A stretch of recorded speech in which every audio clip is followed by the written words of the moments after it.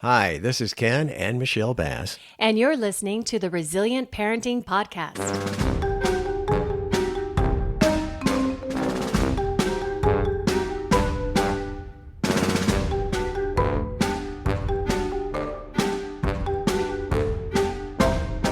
Well, hello once again. We have another episode on the way up. Hello. I'm not quite sure exactly what we're talking about, but it's one of those deals where when Michelle says, "Oh, hey, I have an idea," You usually run. You're still here, though, so that's a good sign. I thought maybe I'd just stick around and find out what it is we're going to talk about. All right. Well, I hope everyone sticks around because I think this is going to be a really important episode. So hold on tight.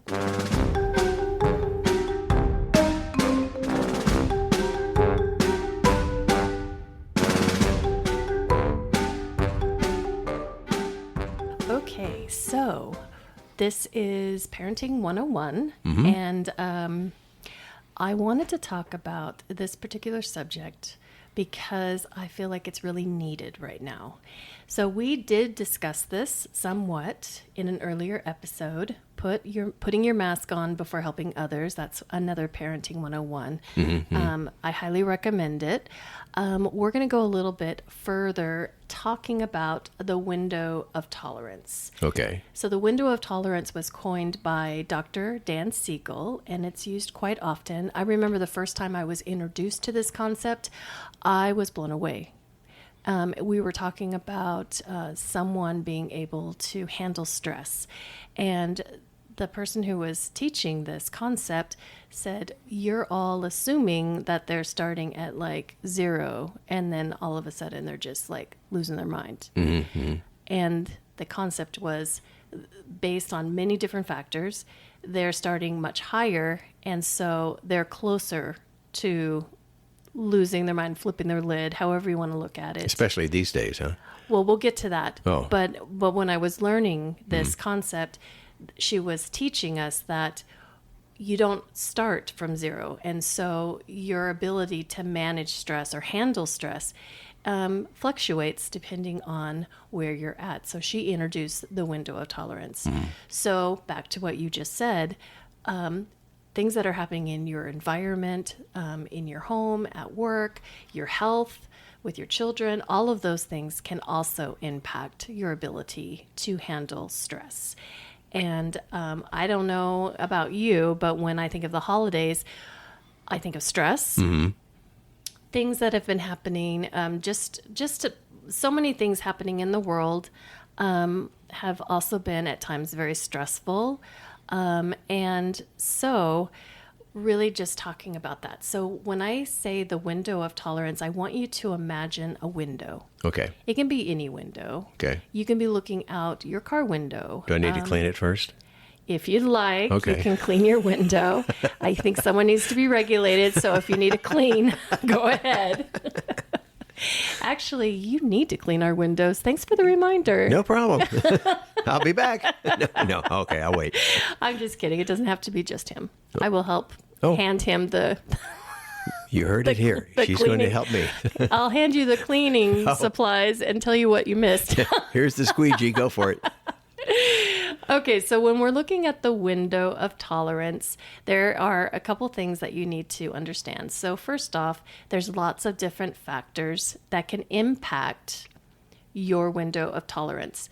So when we think of a window of tolerance, it's basically like how much can you handle, put up with while you're still in your thinking calm part of your brain. And when we say calm, it doesn't have to be like, hey, everything's great. Like you can be in a situation where you recognize that it's very stressful and you're not enjoying yourself very much, but that doesn't mean that you're like easygoing, like, yeah, it's fine. Dude. You know? Dude. But you still are able to say, if I don't do something, I am going to flip my lid. Right. And so just a really quick reminder, this was also a Parenting 101, and that was your body as an engine. That's another really great one. We're going to just we're going to circle back just really quick on that. So with your engine, there's hyperarousal, and think of red. And this is when you feel extremely anxious, angry, or even out of control. Unfamiliar or threatening feelings can overwhelm you, and you might want to fight or run away. And I got this straight out of an article that I'm going to share with you about the window of tolerance. There's this really great form that they put together, the National Institute for the Clinical Application of Behavioral Medicine put this together, and it's really fabulous.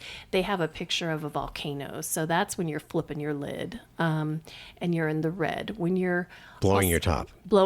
When you're in the red, think of it as you're not able to access the cognitive, the thinking, memory, impulse control, feelings like happy feelings or connection feelings, because you are offline. The opposite of that would be hypoarousal, and the picture they have is an iceberg. So that's when you go into freeze or shut down. And it's basically the same idea. You're not able to access the thinking, connecting, impulse control part of your brain. It's like the red is like fight and flight. And hypoarousal is freeze, shut down. And that is when you feel so overwhelmed that instead of like losing your temper or something, you just shut down and you go within. So disassociation, I've known people to like not want to like get out of bed. It's just life is too hard. So they can't even get their energy up to even, do what they need to do every day. Right. So either one, we can go in and out of that at different times. It's when we get stuck in those situations that we have to be really careful, because we can get stuck in those situations. So we have to work on building our window of tolerance. The window of tolerance is if you're in the red or if you're in the blue, like I just explained, you are out of the window of tolerance. The window of tolerance is your ability to manage stress. This in the chart of the engine plate that we talked about would be the green and also the yellow. The yellow is warning. You're running out, like we're at the tip of the space that you're able to handle this. And if you don't do something, you are going to either flip your lid and go into fight and flight, or you're going to shut down and go into freeze. Well, yellow's caution on traffic lights. So don't run that yellow light. Slow down. Go ahead and stop. And then you can take a better, I guess, take a little time to start thinking about things, right? Yes, definitely. And that is when you are able to do that, that is, we call it top-down regulation. So you're still able to access that thinking part of your brain to be able to say, okay, I can see this is happening, and you got this, you're good. You may need to, get something to eat. You may need to take a break. You may have to walk away. Whatever you need to do to be able to get yourself more into the window of tolerance. And this is where you feel just right, where you are best able to cope with the punches life throws at you. You're calm but not tired. You're alert but not anxious. So stress and trauma can shrink your window of tolerance. And that's why I was saying that depending on what's going on in your life, some days it can seem like it's harder to exist. Right. So when there's stress in the outside world or the holidays are coming up, it can actually impact your ability to tolerate stress. So on a normal, life day, you may have to deal with little stressors. But when you start to add, let's say if you celebrate Christmas or Hanukkah, getting the gifts and thinking about like the holidays can be really great, but holidays can also be really stressful, can be really lonely, which can also impact your ability to tolerate. So stress and trauma can shrink your window of tolerance. This means that it may be harder to stay calm and focused. When you're outside your window of tolerance, you may be more easily thrown off balance. And that's why we're talking about this, because everyone will be dealing with this in different ways. And you don't know what people are dealing with in their day-to-day life. That's true. That's true. Yeah. So you may have a situation where I know in our example before, like you woke up, you were late, all of those things. But let's say that you're feeling just down. You're feeling a little sad, and that's okay to feel sad.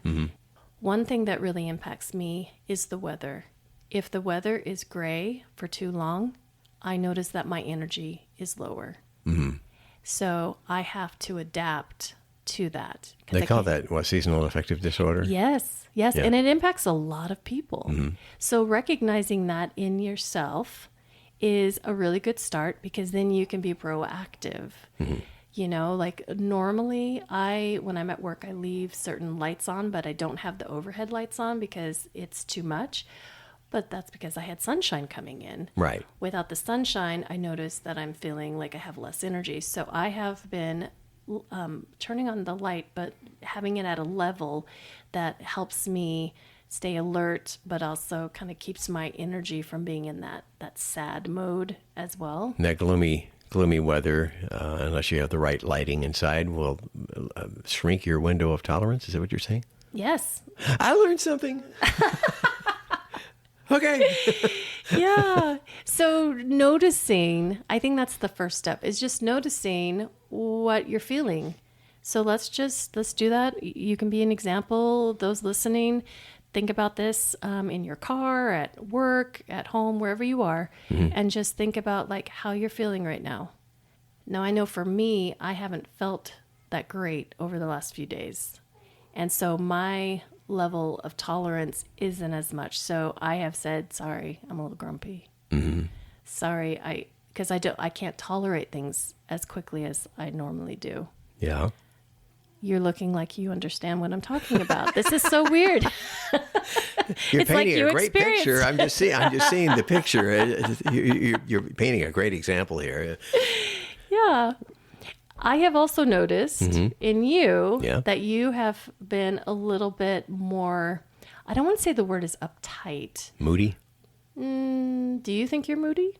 I'll go with uptight. Wow, that was a really interesting noise you just made.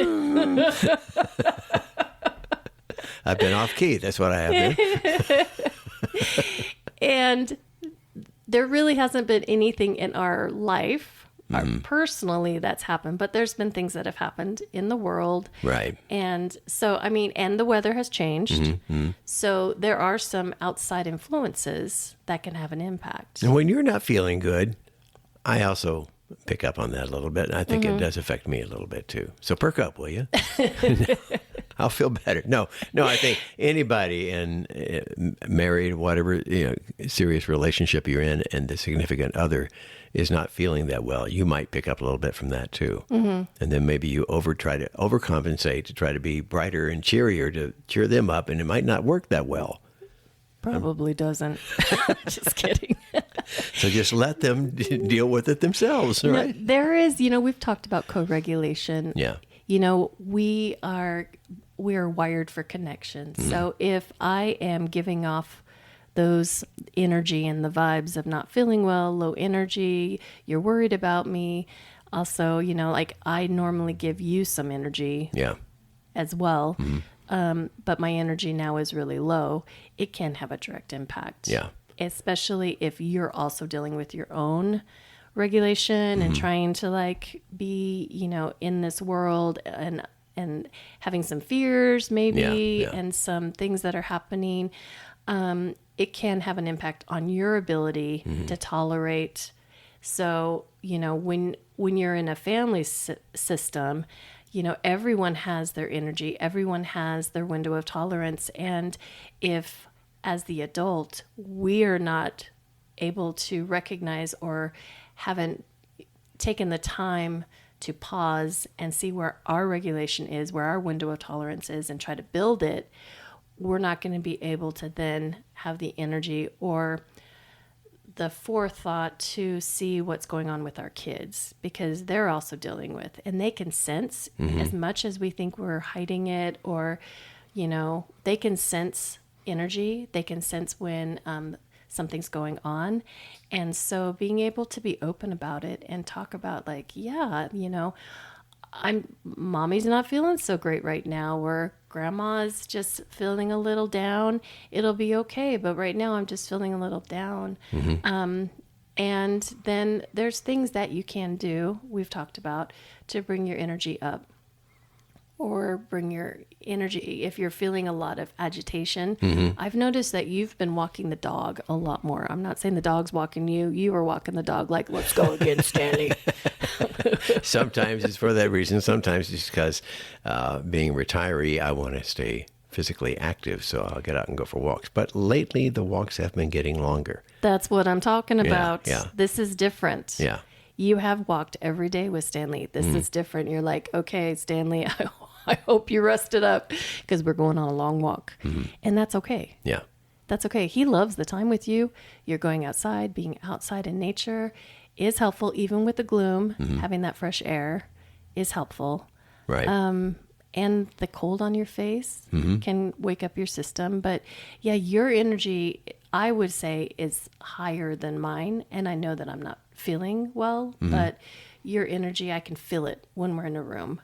And so what are some ways besides walking that you've done to try to help your energy? Leave? No. Did you say leave? No, I'm just kidding. What? No, I'm just kidding. Okay. Just kidding. That would be called flight.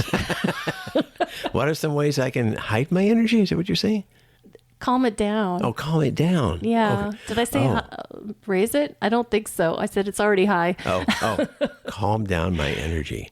Well, and I should say it's okay to have high energy unless you're in that red. Oh, okay. If you're in the red, then you are going to be more agitated. You are not going to be in that area of your brain that is there for connection and thinking. I've noticed you haven't been listening as well. And like you're distracted. Yeah. And part of that is because at times you're offline. And I just think that's important to normalize. And I think that's going on with a lot of people these days too. Yeah. Exactly. Yeah. Have you noticed a difference in how people are driving? Yeah. Oh, yeah. Or parking lots? This is something that, impacts people differently. It's just, and there's nothing you can do really for other people. I mean, the people we're closest to, we can try to notice it and co-regulate if we're able to. But, starting with ourselves, we need to know what energy we're bringing into the room and just normalizing it. One little thing, you were asking me about how I could calm myself down. Yes. And what to kind of refocus my mind. And I'm afraid to say this. I'm really afraid to say this. Oh, goodness. I try to find projects for me to work on. Why am I afraid to say that? Because I have lots of projects to help you. I try to find my own projects to work on. Okay, how about this? I won't give you new projects. You find projects to work on so that you can regulate yourself. Me having new ideas is probably the opposite of regulating. So see, there you have it. Let me write that down. We have it recorded. It's okay. We have it recorded. You don't have to write it down. You don't have to write it down. So yeah, just recognizing that. And then, when I think about the holidays, I remember a lot of times, I don't want to say like roles and things like that, but the women in the family were always working on all these dishes and decorating and cleaning, and it could be anyone. So, but that's just my experience. And I will say, stop it. The reason why I say stop it is because, one, that is just adding to your stress. It's adding to your stress. How can you make it simple? How can others help? Delegate. You know what I mean? Yeah. Like yeah. you don't, I understand like wanting to have it beautiful but sometimes being busy is a stress response. So are you avoiding the feelings? Are you avoiding what you're feeling? Yeah. And I just, just think about it. I'm no judgment here, but I will say that you don't have to be busy and productive to be worthy of love. You can make it easier and simple. Simple is a beautiful thing, and be able to enjoy the time. Mm-hmm. I would also recommend that if you are experiencing additional stress, you're feeling like you're having a more difficult time being able to manage it, if it's impacting your relationships or how you show up in the world, that it might be good to seek a therapist, a professional who you can talk to kind of work through some of these feelings. Mm-hmm. I go to a therapist. I highly recommend everyone go. It's just really important to be able to process through some of that so that it doesn't stay in your body, and it can help build your window of tolerance. So I think that's also important. Let me suggest one little thing, just a personal thing, besides me having projects. And we've discovered this together. Mm-hmm. If you're watching a TV or movies or something like that, mm-hmm. go for the lighter stuff right now. Yes. And maybe not watch so much news. Yeah. And also maybe get off social media. Mm-hmm. Because that's also a way to, if you find yourself just scrolling through, that's disassociation. You are just like, you're in like almost like this loop. Yeah. And you're not living. Mm-hmm. And I know sometimes we need that. We need that distraction. But definitely comedies are really good. Yes, they are. And do you know that a lot of people, they've shown that when you watch something you've already watched, mm-hmm. that it's calming because it's predictable. You already know what's going to happen. And so it's safe, mm-hmm. so that you mm-hmm. can help regulate. So if you're also noticing, I want to watch that for the 15th time. Yeah. It might be a sign that you are needing to regulate. So and that's okay. We started watching Schitt's Creek again. Mm-hmm. SCH. If you haven't seen that, SCHITTS. Yeah, but we do. We watch, sometimes I'm like, I don't want to watch that because I don't know what's going to happen. And it's just going to make me extra anxious because I can't handle one more thing. And that is, where would I be mm-hmm. if I'm saying that? Where would you be? Yeah. Watching a scary movie? You weren't listening. Uh-oh. I just explained like how I didn't want to watch something that I hadn't seen before because that would be too much. Right. That I couldn't handle one more thing. Red zone? I would be in the yellow. Yellow, okay. Why would I be in the yellow? Because I still can access the thinking part of my brain to say, I shouldn't watch that because that's going to be too much for me. Triggering, okay. Yeah. Yeah, okay. Yeah, and so that's one way. Mm-hmm. And then just notice what your choices are. Mm-hmm. Are you snacking more? Are you choosing things that are crunchy, salty, sour, spicy? Yes, please. Yeah. So true. Yeah. Are you needing more carbs? The more I walk, yeah. That's true. Yeah. That's true. But just notice that some of these could be signs that you are trying to regulate your body. Mm-hmm. Your body will regulate however they can, and when it becomes too much, then that's when you go into hyper or hypo, and we don't want that. Mm-hmm. Just because of so many reasons. We have to be able to function in this world, and just remember we're all in this together. We don't know what people are facing. Stressors can affect us in different ways and can impact us in different ways, the things that are happening. So just be kind to others and be kind to yourself.